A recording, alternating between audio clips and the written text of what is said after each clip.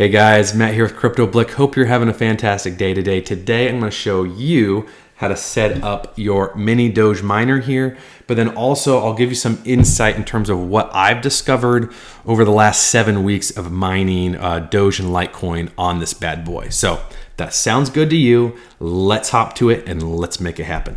All right, so first things I'm going to do here, I'm going to show you where my crypto room is. So let's walk back here. Let's get out of my studio space. All right, so let's go back into the dungeon here. I'm gonna hold the camera up high so you guys can see, but as you can tell, the audio is not that loud in here. It feels kind of like a dehumidifier that I run in my basement, so it's not that loud.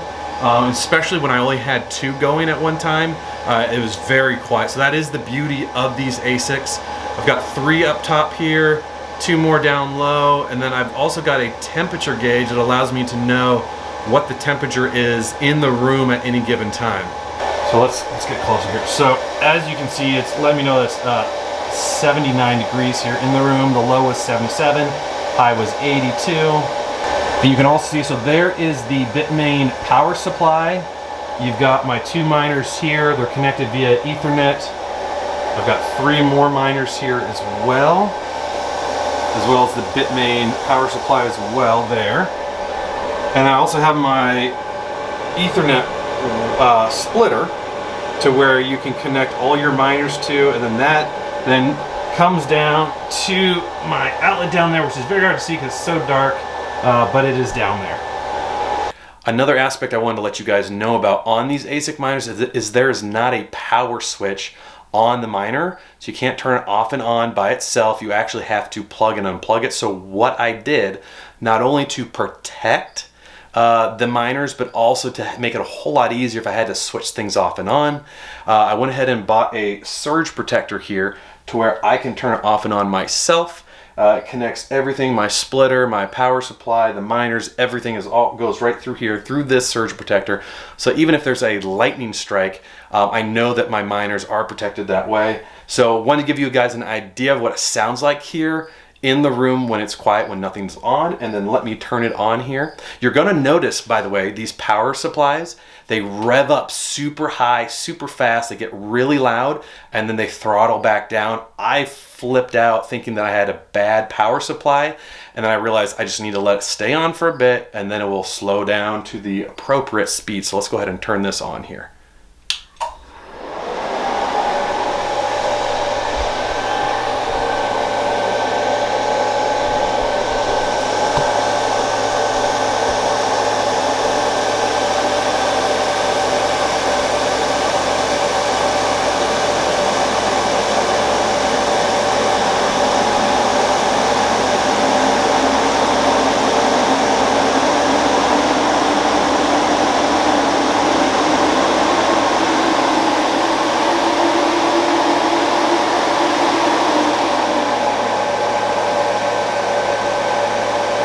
Jumping right into the specs of the mini Doge miner. I know a lot of other people have done videos and they go over these same websites, but I did want to include this in my video for you guys so that you're educated on the mini Doge and what it is. You can go to asicminervalue.com. And by the way, I'll put all these links in the description below, so just keep that in mind.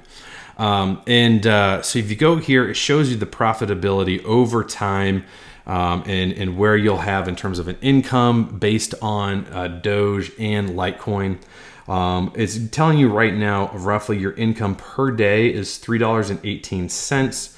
If your electricity bill should be around 67 cents per day. So overall your profit is $2.51. So it gives you an idea breakdown here of what you'd be making per month as well as per year per miner. So keep that in mind. All right. And then of course we've got down here the algorithms. It's the script algorithm. You're going to see about 185 mega hash for your hash rate. The consumption is going to be 233 watts, give or take 5%.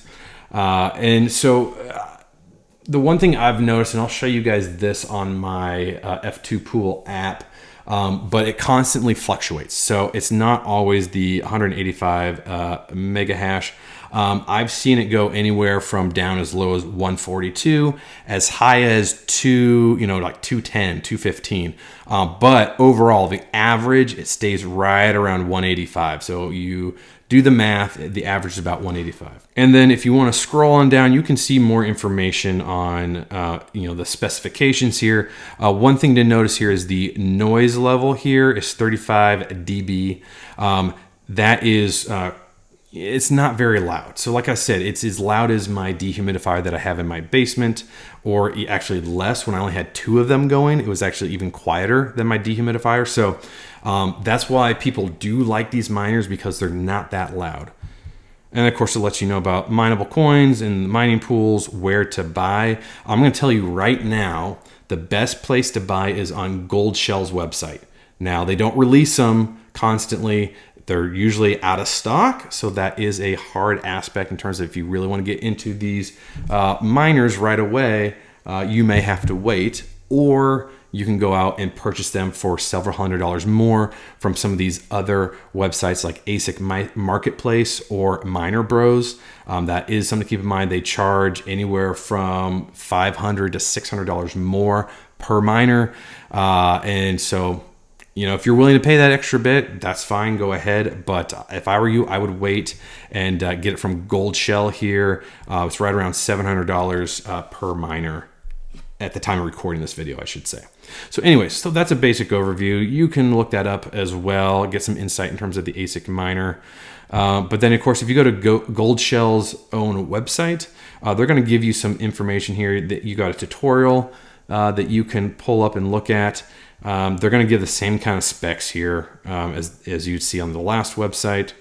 And of course, this is like any product website. They let you know the benefits of the miner, why you should buy it. Then I'll jump in here on how to set up on one of your pools, but I'll do some other videos later on different pools and why I like certain ones, and how to set up, because the naming is different on each pool and how it recognizes that particular miner.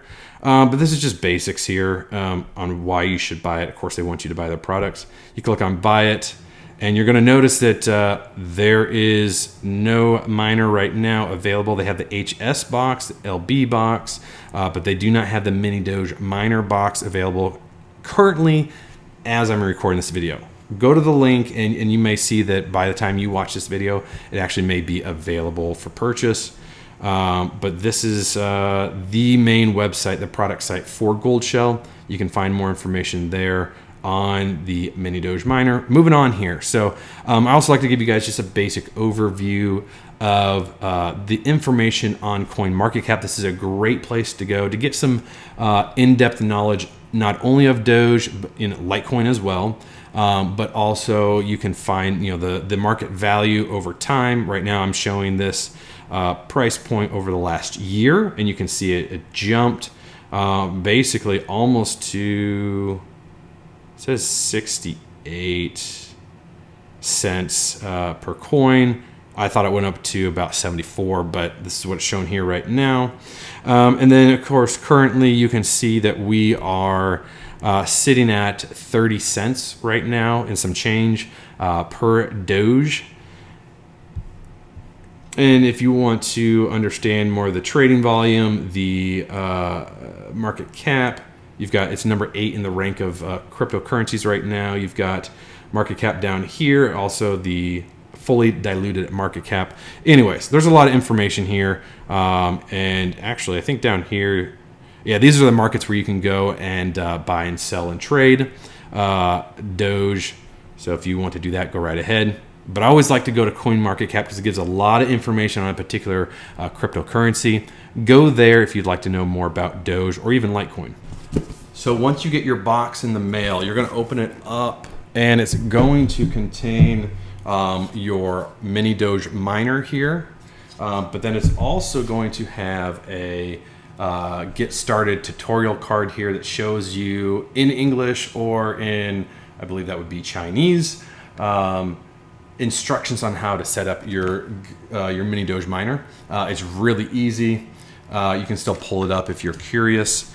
But yeah, so this is the size here. You see the two fans there. It's pretty small, easy to set up. But you see you've got your ports down here. This is for your Ethernet port and then also your power supply port there.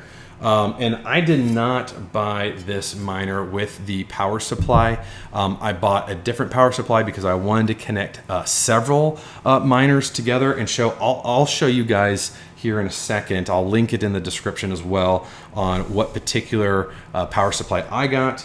But this is the miner here, very small, very easy to use.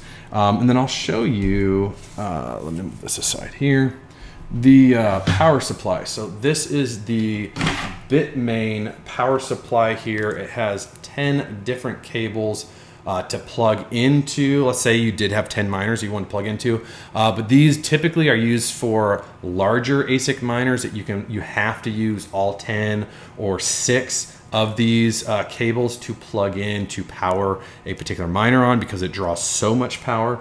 But yeah, so this is the Bitmain power supply that I had purchased here. Like I said, there's your end cables. And so I got it around $200 on Amazon. It was, I think now it's around $186. But one thing to know about this power supply, I'll tell you right now, I also said it earlier in the video. When you first start it up, it's going to sound extremely loud. When I first started this up with my miner, I was thinking, dang, is it really that loud? Is it always going to be that loud? Well, what it does is it revs up, and then once it finds its, I guess it's equilibrium or something, but then it'll throttle back down to a comfortable noise. Now, granted, this is actually louder than the mini Doge here. So I was very surprised. So the mini Doge by itself is quiet. The power supply here that I was using is quite loud because of the fan than the mini Doge miner itself. So keep that in mind. All right, and then of course I also purchased Cat 8 Ethernet cables. So yes, it could be overkill with the Cat 8, but I figured, you know what, technology is always changing. These are miners and it's also based on the speed of my internet. I want to make sure that my cables are not, shall we say, degrading my ability to mine Doge and Litecoin. So I went with the most recent version of the Ethernet cable. So that's a Cat 8. I'll have that in the link in the description as well, I should say. But yeah, so it's really easy here. I'm going to show you guys real quick here how to set this thing up. What you're going to do at this point is you're going to take your Ethernet cable here. You're going to plug it into your box. And then you're going to take your power supply cable, just pick one of them, doesn't matter which one, and then plug that in right there. And there you go, you are set up and ready to go. So let me show you quickly here on Amazon. This is the Bitmain power supply that I purchased here. It is the Bitmain Antminer power supply APW7. I'll put that link in the description below if it is the one that you want. But one thing I want to bring up, because I learned this from Voscoin, so big shout out to him. The guy is fantastic at mining information. If you want to follow someone who knows what they're talking about with mining info, go look at Voscoin, watch his stuff. He is very knowledgeable in what he's doing. But just because it says 1800 watts, because if you remember, our mini Doge miner here consumes about 233 watts. And you think, oh, okay, doing the basic math, I can have like what? I could have 6 to 7 of them. And you realize, well, scrolling down to the description here, and the maximum output for the 1800 watts is actually for a 240 volt, 220 to 240. My house is not has not been installed for a 240 outlet. So the most I can pull from this power supply is 1,000. So doing basic math here on my phone, just going to do it here for you guys. So Voscoin told me about this, that you want to use right around 80% of what's allowed on the power supply. So obviously that's going to be 800 here, okay? And then you divide that by the 233 that each miner is pulling. So I'm only going to be able to use 3.43 miners per power supply currently on my 120 volt. Okay. And so the benefit to installing and this is Voscoin, he said to do this, it is get a new breaker with a 30 amp outlet, and the plug needs to be an L6-30P plug, okay? And I'll put a little picture on the side here to show you what it looks like, and I'll link Voscoin's video describing that setup and give you more info on what to do there. But that is an L6-30P plug, which is what I'm planning to do here in a bit, because then it allows me, so if we got 1,800, 80% of that now is 1,440. And then, okay, you divide that by the 233.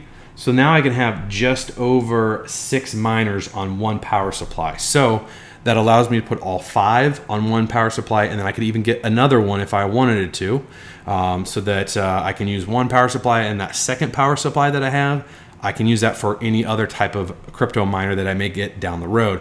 And Voscoin mentioned too that your miners will run more efficiently when it is using a 240 volt instead of 120. So that is also why I want to get that installed in my crypto room.